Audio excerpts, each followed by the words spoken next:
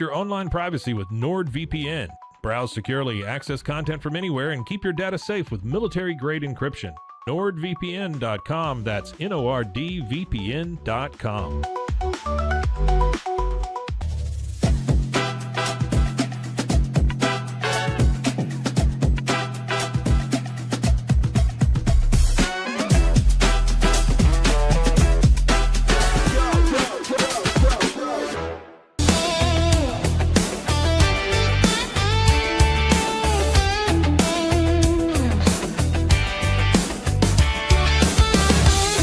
It's not just a glove, it's a 44 Pro. Crafted with dedication, made for performance, and built to last. Get your custom glove today at 44pro.com and experience the 44 Pro difference. That's 44pro.com, 44 Pro.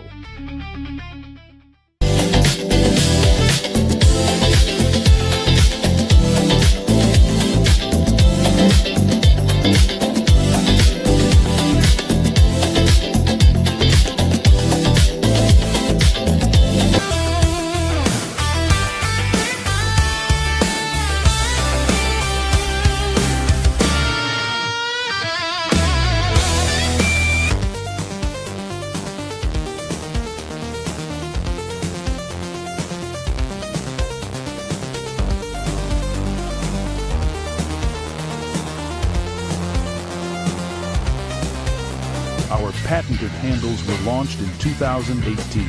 We continue to push the boundaries of strength training. Join us in making your training more natural and effective. Visit Engels90.com to learn more and revolutionize your workout.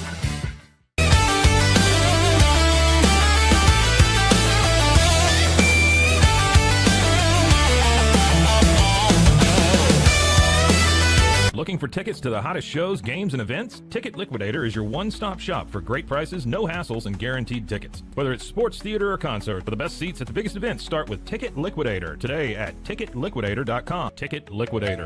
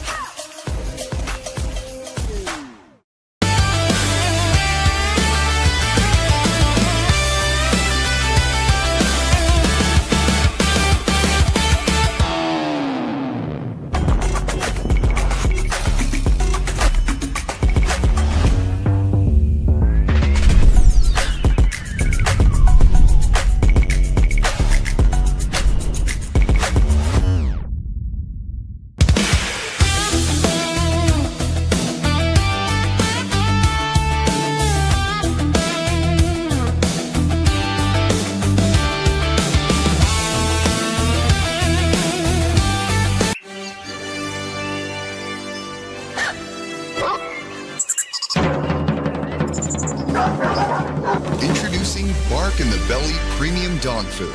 100% of profits go to help dogs in need.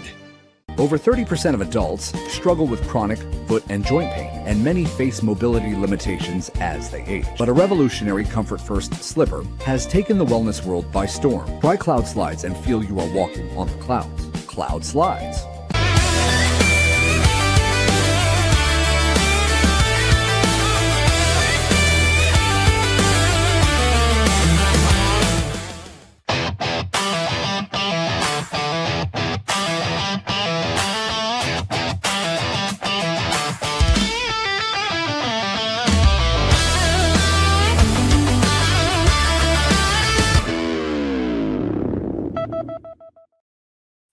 Hello and welcome on in to another week of the Wicked Boston Show on YouTube, live here at noon Eastern Time, wherever you get your podcasts as well. It's brought to you by Rogue Media Network, and it has me, your host, Cam Stuart, Zach Burke, keeping us on the air as he does 5 days a week as we look through yet another Patriots victory. 5 wins in a row. More wins in the last 5 games than they've had either of their last 2 seasons. Things are going really well in Foxborough. And whatever tests you throw at them each week, they seem to pass it. And now we're wondering, is this Patriots team a legitimate contender in the AFC?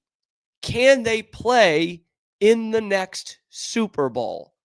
That becomes a very real question around New England and around the NFL as well. We'll take a look at another comfortable victory for your New England Patriots over the Cleveland Browns, how Drake Maye just passed his biggest test so far this season, and why he and Josh McDaniels are the most lethal combination since Tom Brady and Josh McDaniels. And all the adjustments they made in the second half. We'll have Mike Debate of Sports Illustrated coming on to talk about all things Patriots-Browns, but also looking at this defense, how sustainable that is, and what the Patriots are going to be doing at the trade deadline. That is coming up on next Tuesday. So Mike Debate is going to help us break down what they could be looking for there. And the Celtics. Do they just suck? Like, are they just bad? Are they just going to be a really bad team this year? We thought that might be the case, but at 0-3, they look pretty bad. And there's this one fatal flaw in their game that we're going to talk about. And I don't know if Joe Mazzulla can fix in 2025-26. It's all coming up on the Wicked Boston Show. We start where we start. Are the Patriots Super Bowl contenders? That's a real question around the NFL right now. And coming into this season, I thought this was going to be a bounce back year for the Patriots. I didn't think there was any way they could be as bad as the 4-13 that they were each of the last two seasons. But when I say like optimistic or bounce back, I don't think any of us were thinking this.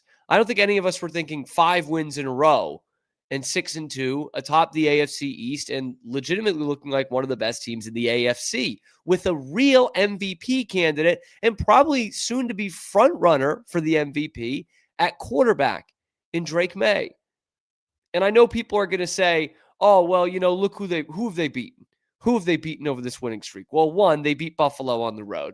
So, yeah, I know it was a couple of weeks ago, but that is part of this winning streak. And then after that Buffalo game, the outlook changed for the Patriots, right? You looked at the next 3 games after that and thought, they can win all 3 of those. And this is what I'm like, baby steps here. When was the last time you saw the Patriots schedule, saw 3 games ahead of it that they could and should win, and then they actually went and won all of them? It's been a while. It's been a long time. That's what good teams in the NFL do. And that's what we're seeing here. That's how you get to 5 wins in a row. You also see it from a quarterback who has been nearly perfect this season, and specifically the last month. This was the biggest defensive test Drake Maye had all season. Buffalo was the biggest test overall. You were going up against the best offense on the other side, so you knew you were going to have to be really efficient on your own offense. You were going on the road, whiteout, all that stuff. Buffalo, better team than Cleveland. Make no mistake about it. But the Cleveland Browns, by some metrics here, are literally the best defensive team in the National Football League. Drake Maye hasn't faced a defense that's really been close to the Cleveland Browns this year. And some of those dudes that make money on that side for Cleveland made their money. Myles Garrett sets a new career high for the best pass rusher of a generation, a new career high, 5 sacks in this game. He's now got the NFL record for most sacks before age 30. And yet he's slamming his helmet down in the fourth quarter because his team's losing by 3 touchdowns. Because Drake Maye cooked. He cooked big time again. 18 for 24 for 282 yards, 3 touchdowns, and a pick. And it was the adjustments. It was the adjustments from he and from Josh McDaniels that really made the difference in this game. Going up against the best defense they faced all year, all they could manage was 3 field goals in the first half. It was 9-7 at halftime. Drake hadn't thrown a touchdown, had thrown an ugly pick.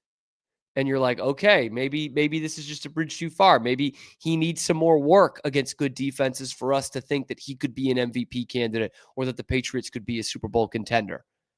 Except for the fact that in the second half, he went 8 for 8 for 114 yards, 3 touchdowns, and a 158.3 passer rating, which is literally the highest passer rating you could get, is what he did to the number 1 defense of the league in the second half. And we've talked about the completion percentage all year, 75%, and how crazy that is and how most years that's going to lead the league. but Jared Goff is also playing in a really high-octane offense in Detroit.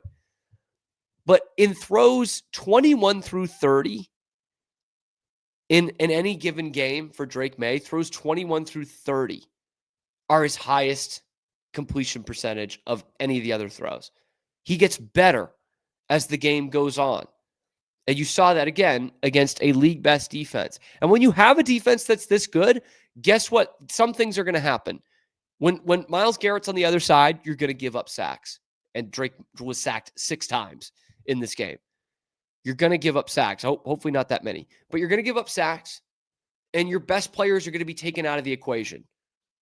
Ramondre Stevenson, 2.4 yards a carry. Stephon Diggs, really limited, right? Didn't get much room in this game, although did get his first Patriots touchdown. What does Drake Maye do? He goes to Mac Hollins and Travion Henderson. Travion, 10 carries, 75 yards. That's the only critique we've had of Mike Vrabel and the Patriots so far, of like, hey, can we see this kid touch the ball a little bit more? Mike Debate said it on our show last week. We're going to talk to him in the next segment, but he said last week, like, no, I'm not that worried about the lack thereof of weapons because, you've got a guy who was super impressive in the preseason that you used a premium pick on that they haven't even let out of the cage yet. And Travion Henderson's feeling just fine.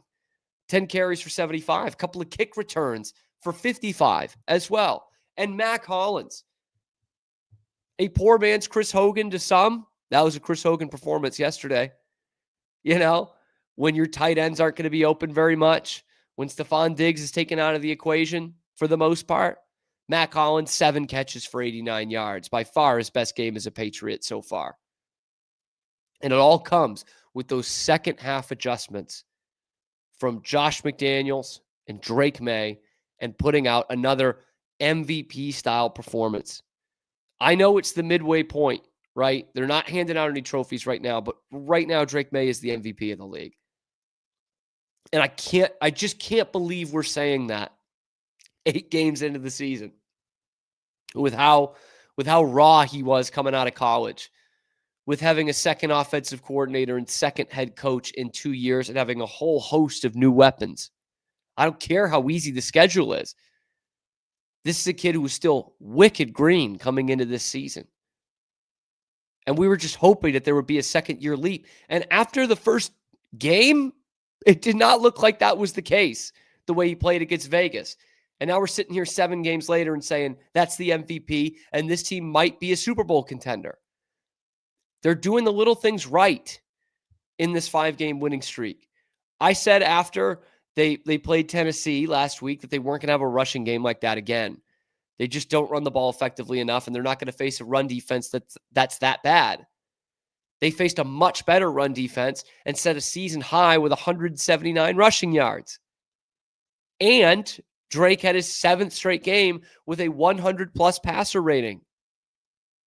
It's just every week, man, it gets better and better. And every week you're saying, how far can this team go?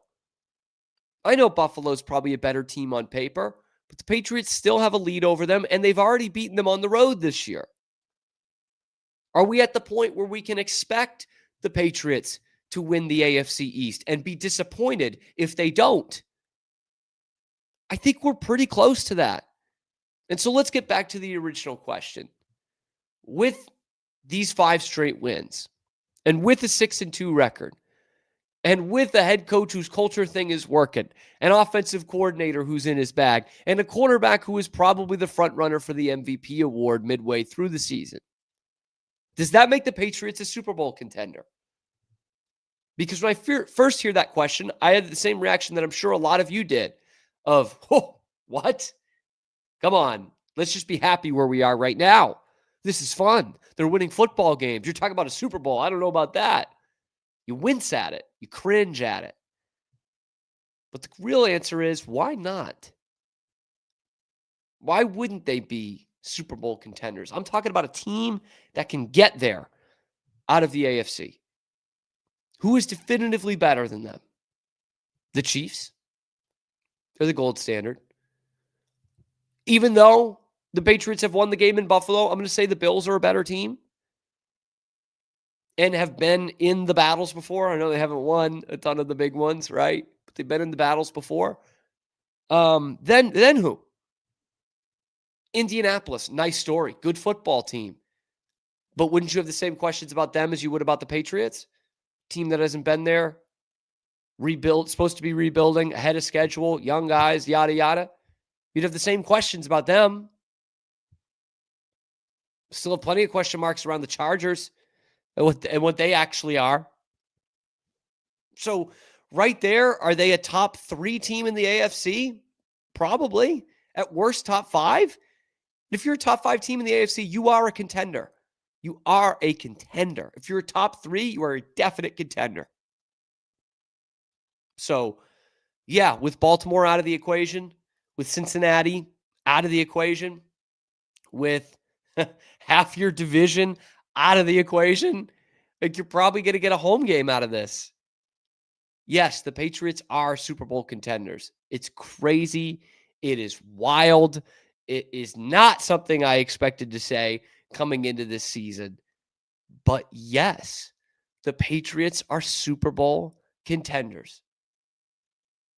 Let me know what you think in the comment section below. Be sure to like the video, subscribe to the channel. We come at you live on YouTube every weekday, high noon Eastern time, and then we are available wherever you get your podcasts as well. It's all part of the family here at the Rogue Media Network. Zach Burke behind the glass, keeping us on the air every day. I'm your host, Cam Stuart. Check out the other videos on YouTube as well.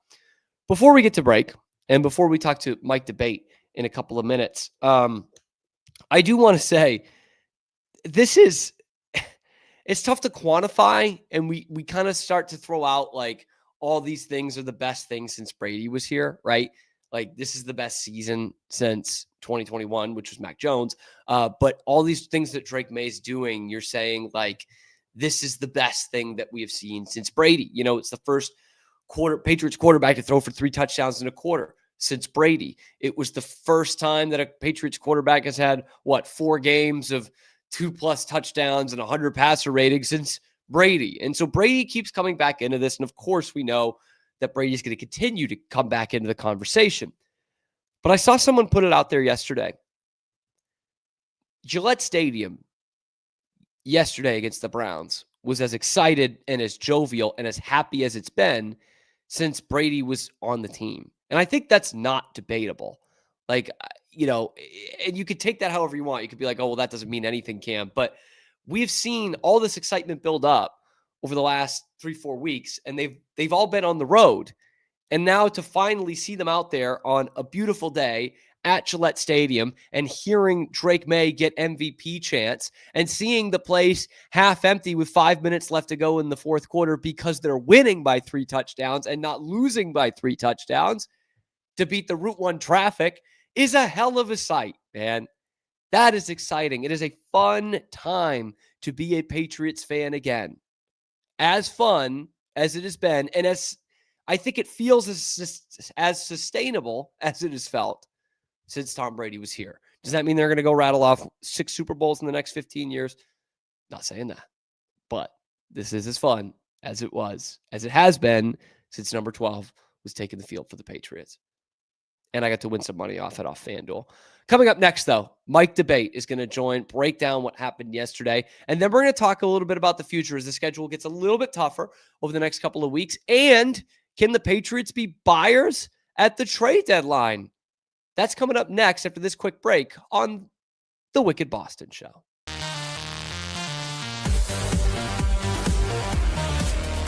It's hard to find supplements that work.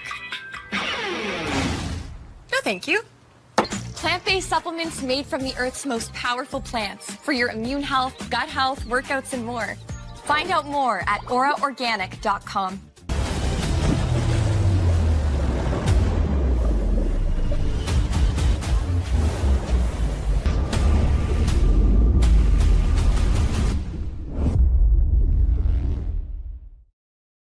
BadCreditLoans.com is a pioneering service provider that has carved a reputation in the financial industry. Simple, fast, and reliable loan application process. And its commitment to responsible borrowing makes it a trusted partner in the journey towards financial stability.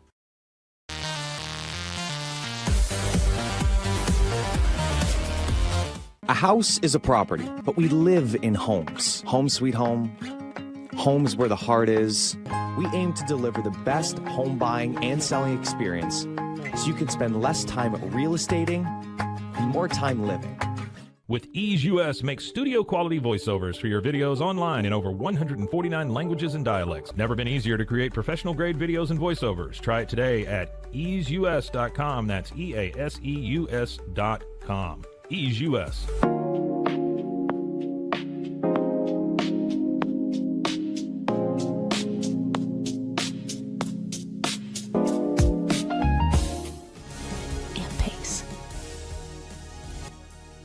Nalgene Outdoor has been your trusted companion, fueling adventures and helping protect the planet. We're committed to reducing waste, improving access to clean water, and providing simple, safe, and sustainable products for you and your family. NALGENE.com.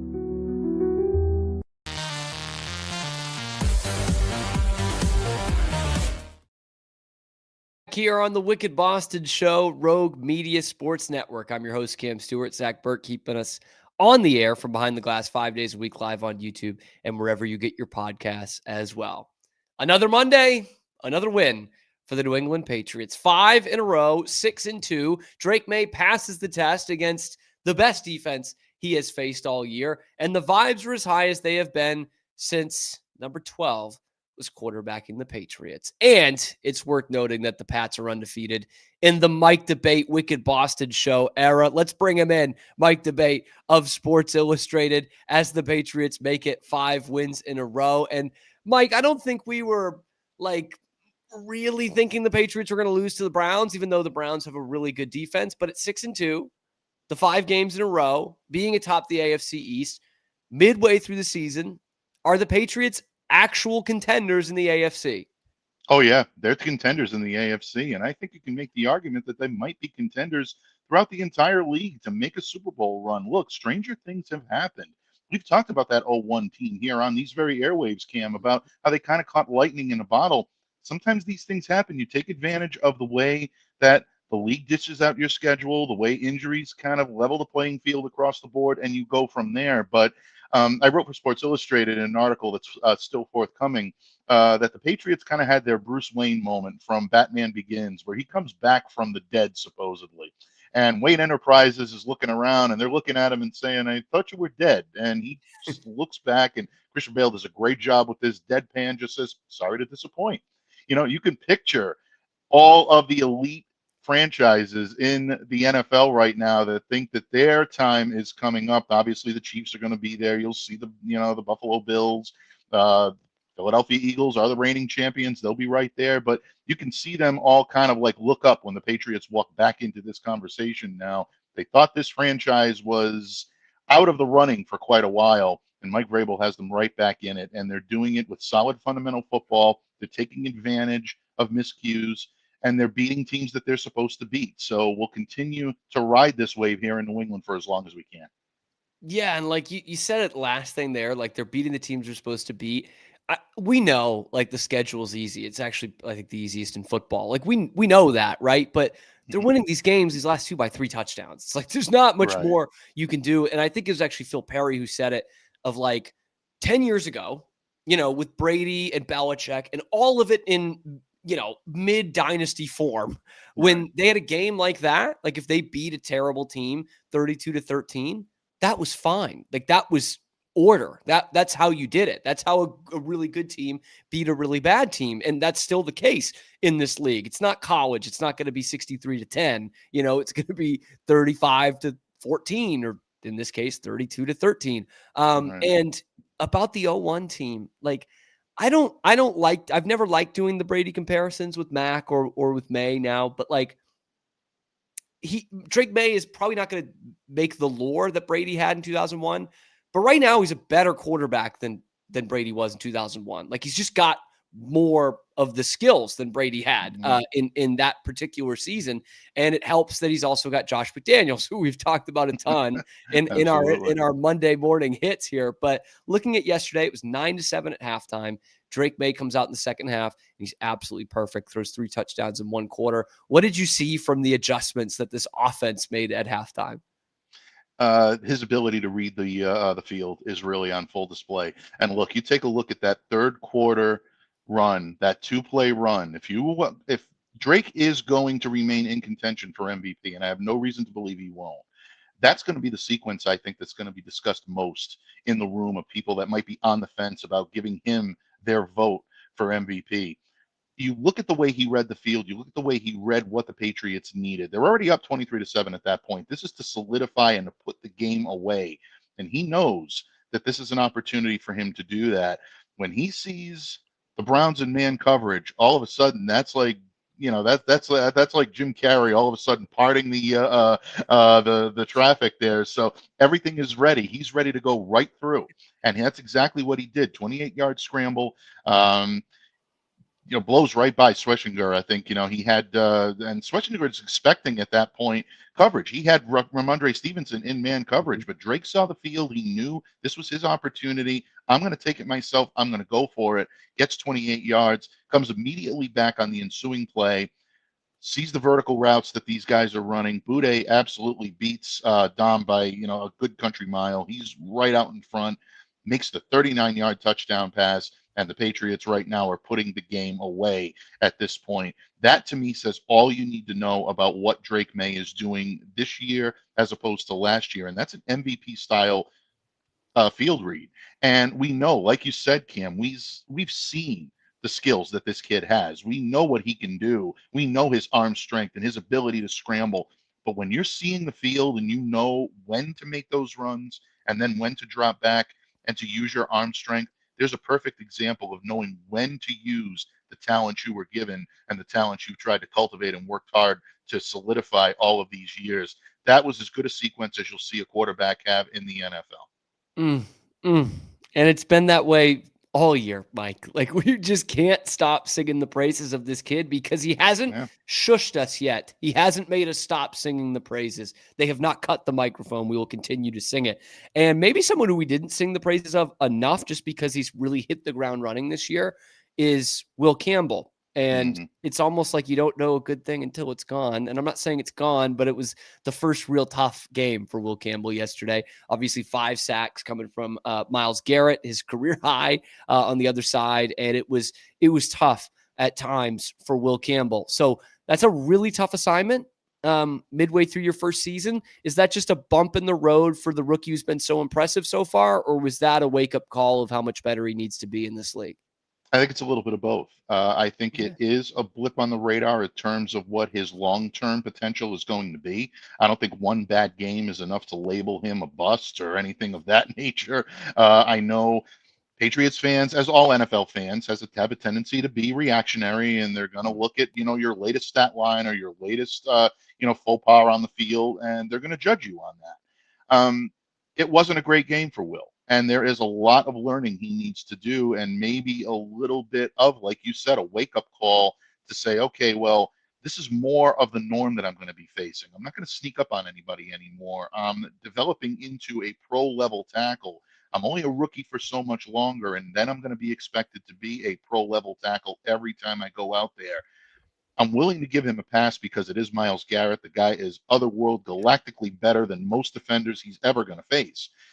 But at the same time, there are coverage gaps. There are opportunities there where he may have had the opportunity to stand toe-to-toe with Garrett and gut beat because he doesn't have the experience yet to understand a savvy veteran like Garrett going up against him, being able to beat him in those circumstances and get to the quarterback, put pressure on, and eventually get the sack. So, yeah, Campbell did not have his best game yesterday. There's no question about it. Credit to Garrett. He absolutely exploited it. But at the same time, the makeup of this kid and the determination of this kid is unwavering. Anyone I've spoken to, whether it be people that are scouts within the Patriots organization, coaches within the organization, or people that spent a lot of time with him down at LSU, so this is not a kid that hangs his head. He'll be the first one back in the room today, tomorrow, and all week long, studying what he did wrong and asking his coaches, what do I need to do to make sure it doesn't happen again? And we heard a lot of that in the pre-draft as well, right? Of just like,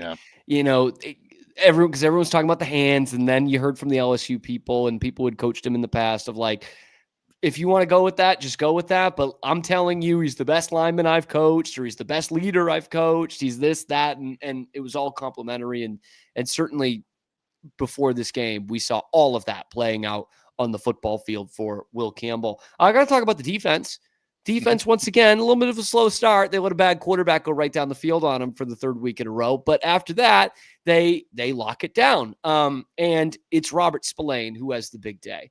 14 tackles, a couple of TFLs, a pick in there. And then I look around this, Mike, around the box score yesterday. I see the big Robert Spillane day. I see the best day so far for Mac Hollins. I see the first Patriots touchdown for Stephon Diggs. It has really been an excellent showing so far for the free agents that Mike Vrabel and company and Elliott Wolf and company went out and got in Vrabel's first year. How much did, we talk so much about the quarterback and the offensive coordinator, but how much did those veteran free agents change the expectations for this Patriots team?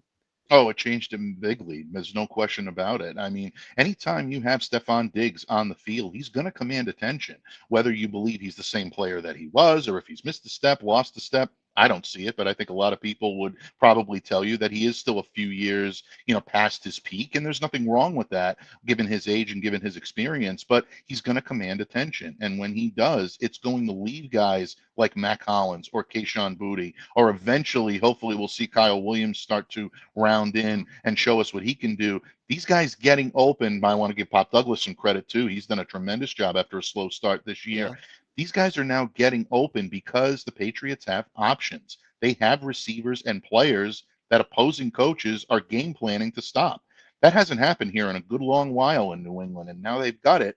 And what makes it even more lethal is they've got the quarterback that can deliver it on a dime to any one of those names that I just mentioned. Haven't even mentioned Austin Hooper or Hunter Henry, who had tremendous days yesterday on National Tight End Day of all days to showcase their talents. There's a lot of weapons on this team, but the veterans that the Patriots have brought in have meant the world. And I wrote about Spillane last night. I think he's been their defensive MVP this season, leading the league, leading the team in tackles. But not only that, also using incredibly high football IQ. He's aware of everything that goes on the field around him, and he's always in the mix of letting guys know where they need to be. And traditionally, the Patriots have always had those guys, high character players that know their role and know how to lend their wisdom and counsel so everybody knows their role. Guys like, Mike Vrabel played that role for a little while, Dante Hightower, guys that are so far and advanced in terms of an understanding of a playbook and how it works that they can really help others to round into form. Milton Williams has been everything as advertised. He's been a beast in the run game and getting after the passer. Guy like Jack Gibbons, who doesn't get a whole lot of press, but had 2 special teams tackles yesterday. He's been such a compliment to Brendan Schooler in that special teams unit. All of these guys are coming up big because they know Mike Vrabel's, obviously they know his MO and what he's good at. But most importantly, they're willing to sacrifice some of themselves to make sure that the team is better.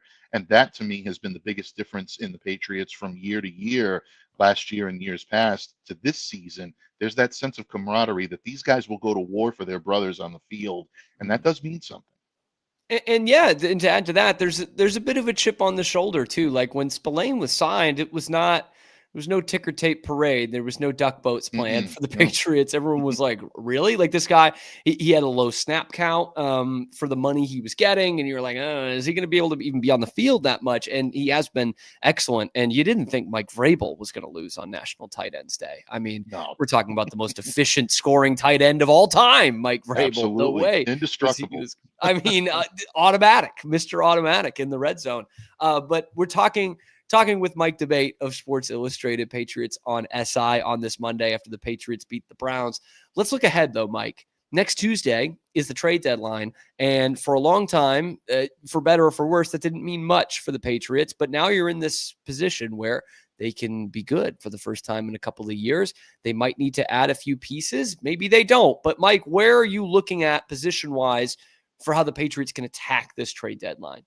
Well, all the rumors seem to be pointing towards edge defense and pass rush and maybe help at linebacker. And there are a couple of names out there that I would definitely keep my eye on. The big eye on the prize, everybody's prize at the position, is going to tend to be Trey Hendrickson. Obviously, he would change the complexity of any defense. And Patriots clearly have the financial wherewithal to be able to absorb his contract and take it without a hit. He's a young kid. He's a guy that is capable of being a solid defender against the pass and against the run. So seems to check all the boxes. The question is whether or not Cincinnati is going to move on from him. We've heard several times that the Bengals are not going to be open to trading him. I don't know if that's going to change in the coming days, but he is still always a name to watch. The guy I would be very intently watching right now, if I'm a Patriots fan, is Tennessee Titans linebacker Arden Key. Now, Key has been in with Mike Vrabel before. He knows his system.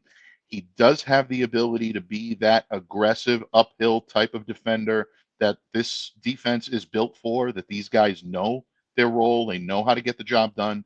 And at the same time, he wouldn't be someone that would break the bank. The Patriots would not have to spend a whole lot in draft capital or in monetary compensation to bring him in. So if they can take a look at what he brings to the table and bring him in for a very reasonable return, I'd look for him to maybe come in and help shore up this linebacking crew. And again, someone with that experience backing up guys like Spillane and Caleb Von Chason really could be a solid addition for the Pats in the coming days.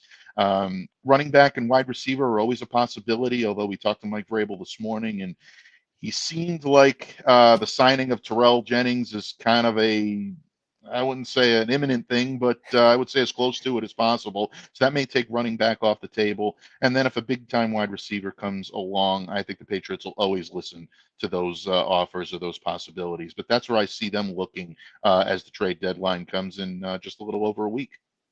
All right, then I'm going to ask about the receiver. 1 to 10, 1 to 10, 10 being like, yeah, they should get this deal done, 1 being no chance. Where are you putting AJ Brown on the scale? That's what we all want to know. My fandom of AJ Brown and the stories I'd love to write about his homecoming will say I'm going to go 7 out of 10 for this one. Okay, right. Look, bottom line, that's more of my, my heart talking than my head. I'll be very honest with you. I would love to see AJ Brown talking. Now, if you ask me that same question at the end of the season, yeah, I might give you a legitimate 7 out of 10 at that point and be 100% serious when I say that. Look, unless AJ forces his hand, I don't see the Eagles making this move mid-season.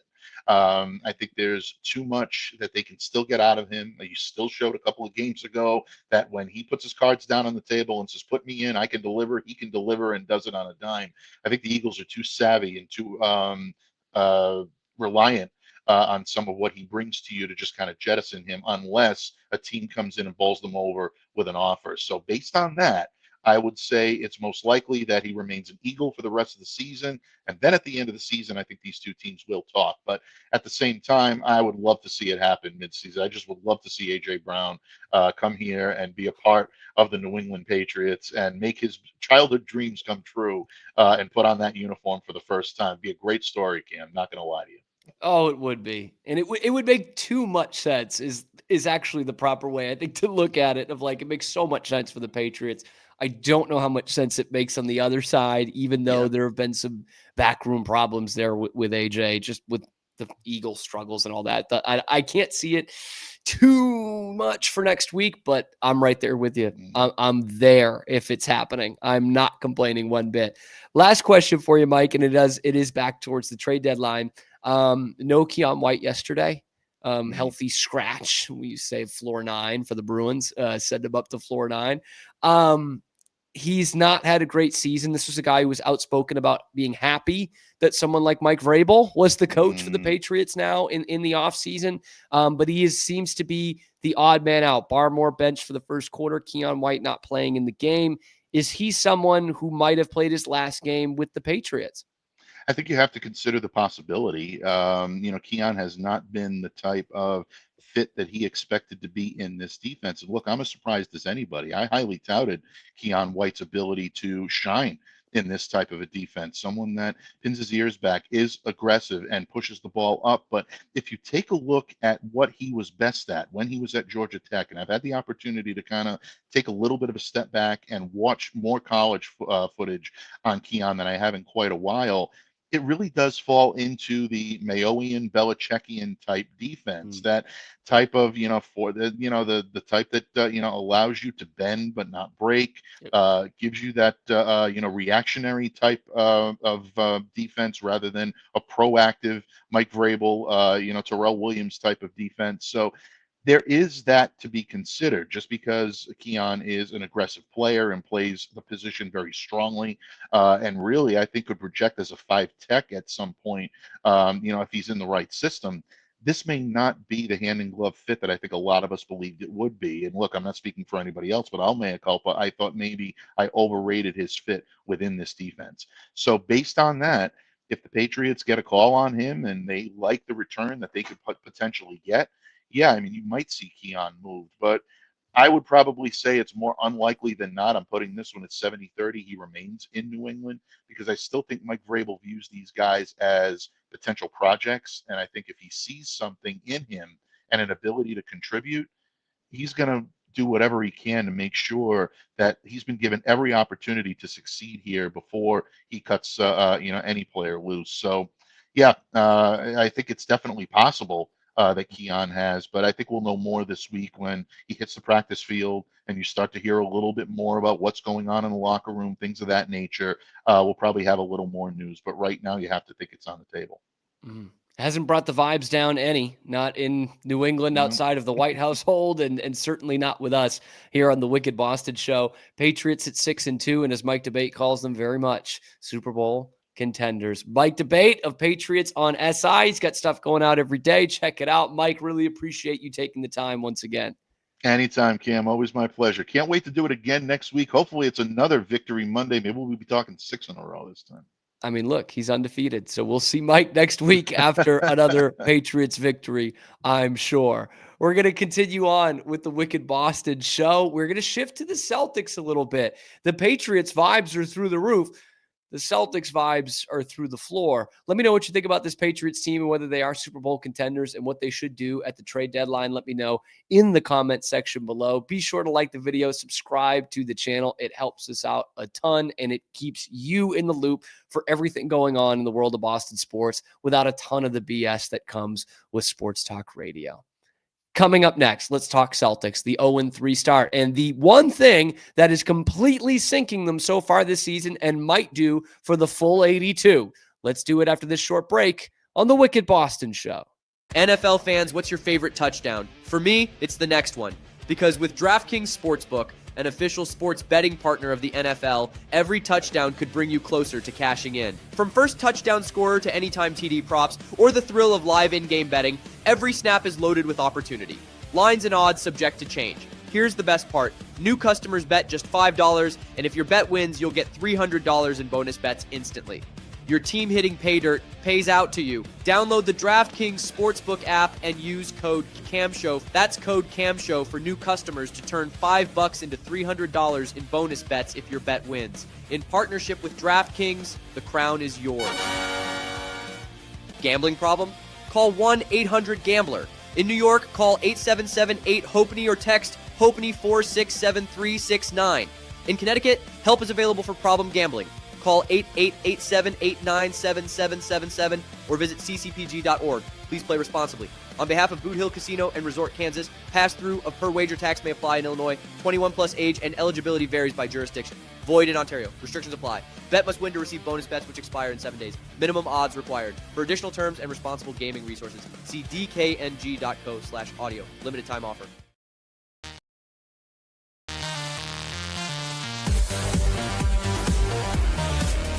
At 4U Health, we believe wellness and lab testing should be accessible, inclusive, and yes, fun. With our tech-powered at-home lab test, you save time and money while feeling your best. 4U Health. Visit 4uhealth.com today. With a focus on performance, design, and customer service, we're here to help you work smarter, not harder. Join us on our journey to simplify your world. Visit acasis.com today. That's ACASIS.com today.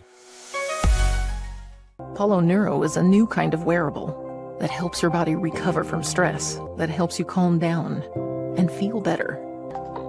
You sleep better, and you can get back to being yourself. Learn more at apolloneuro.com.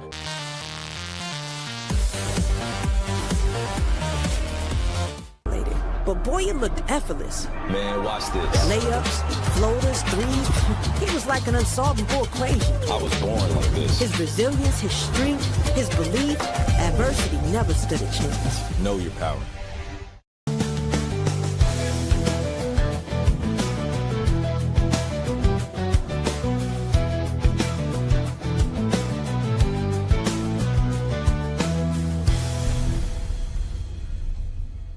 Introducing Muck-Off's classic pink bike cleaner, powered by revolutionary nanotechnology that breaks down dirt and grime on a microscopic level while protecting your bike's delicate finish.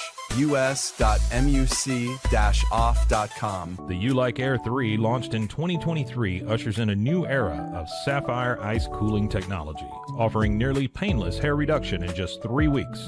That's ulike.com. U-Like.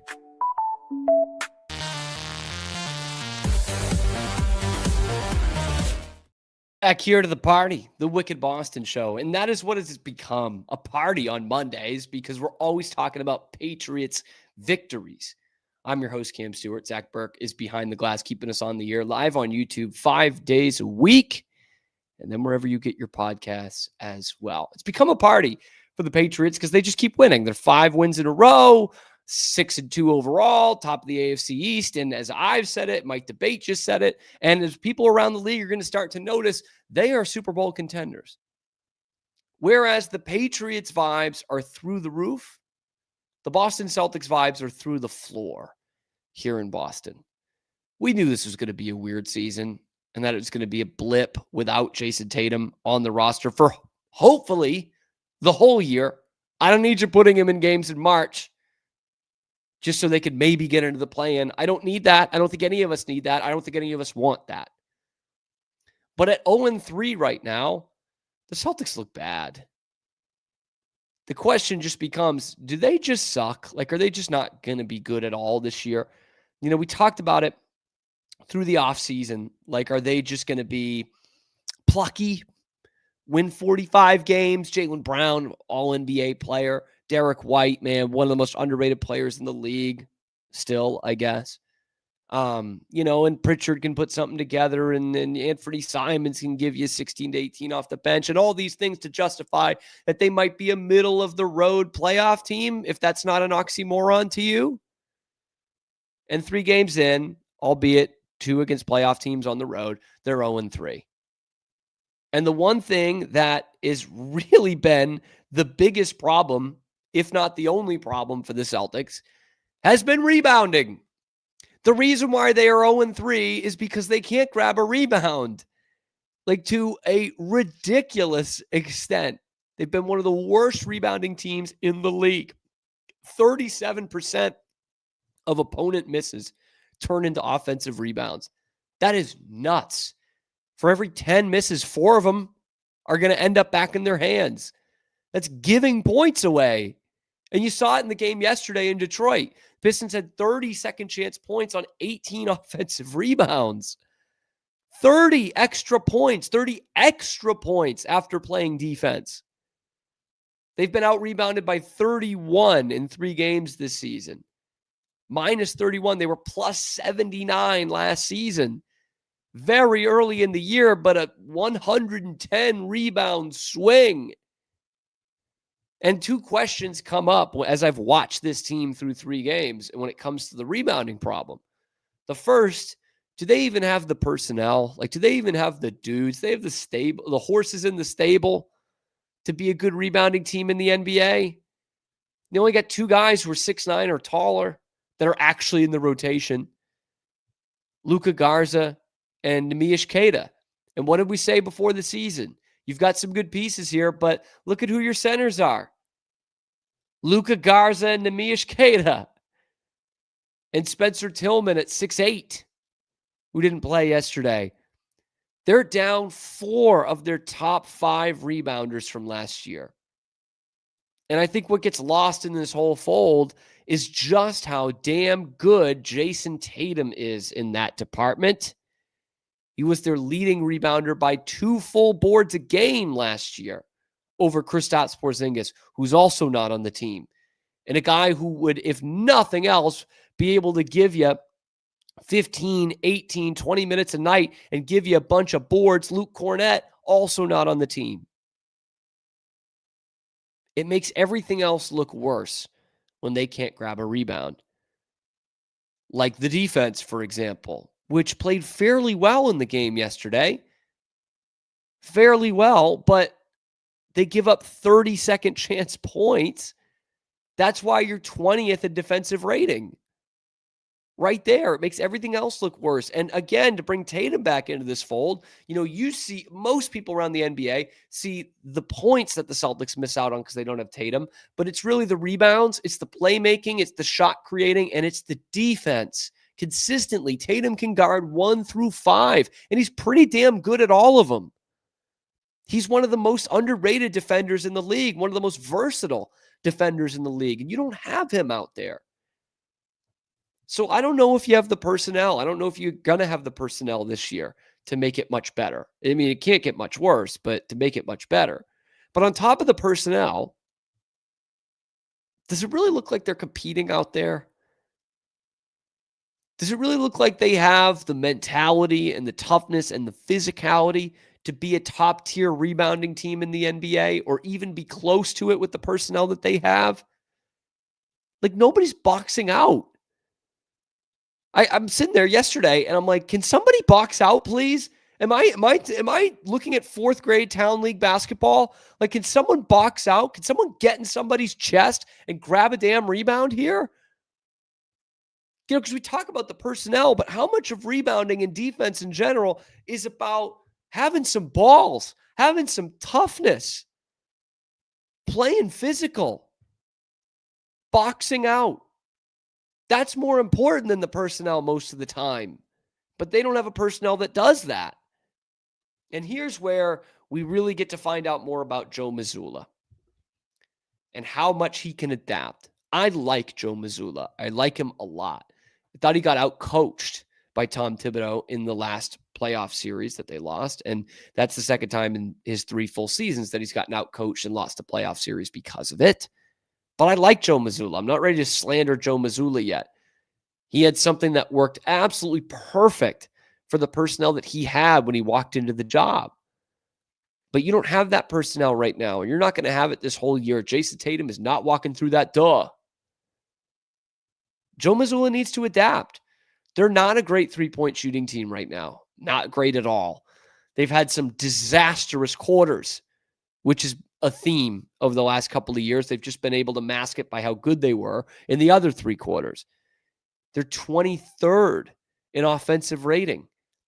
This is a team that through Mazzulla's first 3 years, he was top 3 in offensive rating every year and top 5 in net rating in each of the last 2 years. Like, we knew it was going to be different. We knew it wasn't going to be championship expectation for this team. We knew they probably weren't going to be top 5 in both offensive and defensive rating or anything like that. But we would like to see him adapt. We would like to see him be top half of the league in something good. Can Joe Mazzulla be a Eric Spoelstra, Rick Carlisle type of coach who can adjust and adapt to their personnel and continue to put out good teams, no matter who is hurt, no matter who is available to them, to at least be competitive and be a playoff level team? Or is he Mazzulla ball with guys like Jason Tatum and Kristaps Porzingis, Drew Holiday, and Jaylen Brown, and nothing else? I think that becomes the big question here. But in terms of the personnel, it's not going to get any better this year. You're starting Hugo Gonzalez in games. I like what he could be in the future, right? Hugo Gonzalez, but this is a guy who was averaging 5 points a game in Spain last year. And he's starting for the Boston Celtics right now. This roster's not getting better this season. But can they adapt? Can they make this a learning experience, what this year is going to be this year? And are they going to be the plucky team that a lot of us thought we were going to be before the season? Or should we start paying attention more to the Duke box scores? It's just a scrimmage, but it was a road game in Knoxville, and Cameron Boozer had 24 points and 23 rebounds. Is that what we need to start taking more notes about? Is that what we need to start seeing every night? Do I need to start tuning back into my former team, the Duke Blue Devils, and see what Cam Boozer's doing night in, night out? Future Boston Celtic. It's not the worst thing in the world. If you're going to be bad, you might as well be really bad. Or in this case, wicked bad. Let me know what you think is the Celtics problem and if it's going to get solved down in the comment section below. Be sure to like the video, subscribe to the channel. It's coming at you live on YouTube every weekday, noon Eastern time, and then wherever you get your podcasts as well. And we're talking nothing but Boston without the BS of sports talk radio in this town. It's not just Boston, it's Wicked Boston. We will see you on the next edition of the Wicked Boston Show.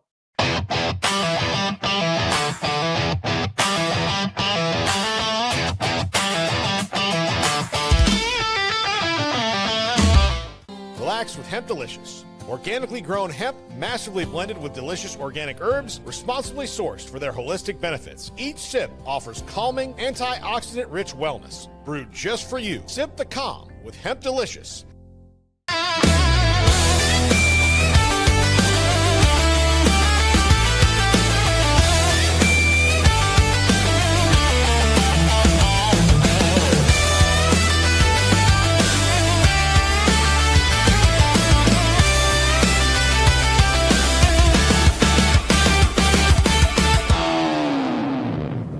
At Open Goal USA, we're revolutionizing training for both soccer and lacrosse with our innovative portable rebounders. Perfect for players of all ages and skill levels. Visit OpenGOAAALUSA.com and elevate your training today.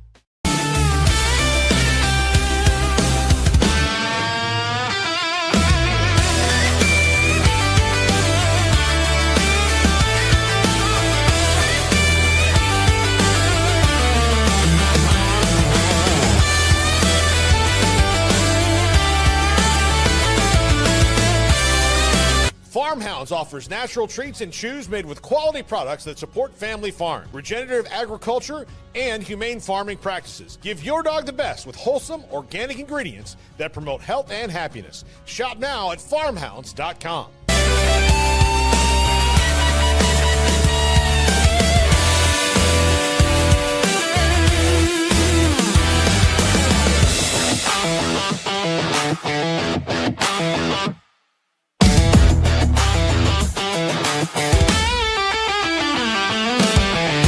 Get paid faster with Bill, the easiest way to send, receive, and manage your payments. No more delays, no more hassle. Whether you're a freelancer or a business, Bill makes payments seamless and secure, simple, fast, and reliable. Sign up today at Bill.com.